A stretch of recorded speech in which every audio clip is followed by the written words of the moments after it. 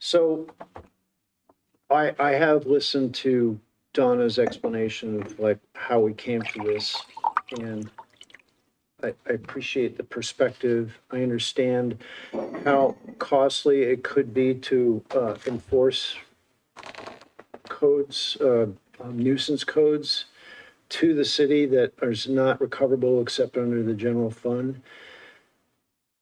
But this is a place where I feel like I'm called to really represent the people who speak up and who elected me.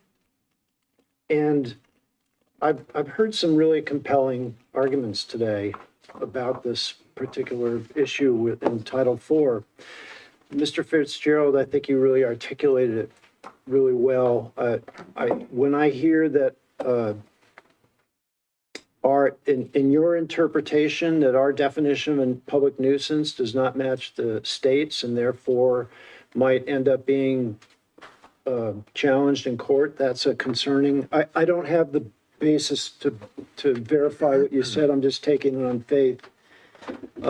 I also agree with the statement that what we put into words in a code, although we have the best of intentions currently on city council and staff, could be used as later on in a draconian matter. I think that's a very valid point. When I hear that only 26% of large cities, as you quoted, have implemented, it was jail time, right? Yep. And, you know, the emotional appeal that we live in Idaho, you know, we respect private property rights. I mean, of course, we do in everything we deliberate here on council.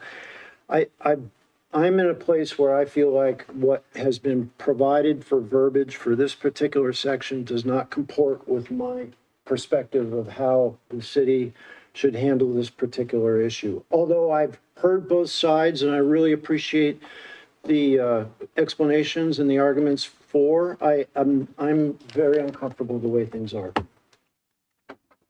Councilmember Erickson?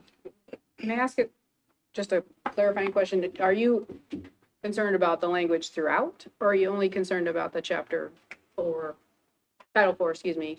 Just the one that we've been speaking about, the one. Well, we've been speaking about 2, 4, 7, 8, and 9 titles. I know, and I've spoken only about the nuisance Just code. the nuisance. So Okay, that's what I was hoping to understand.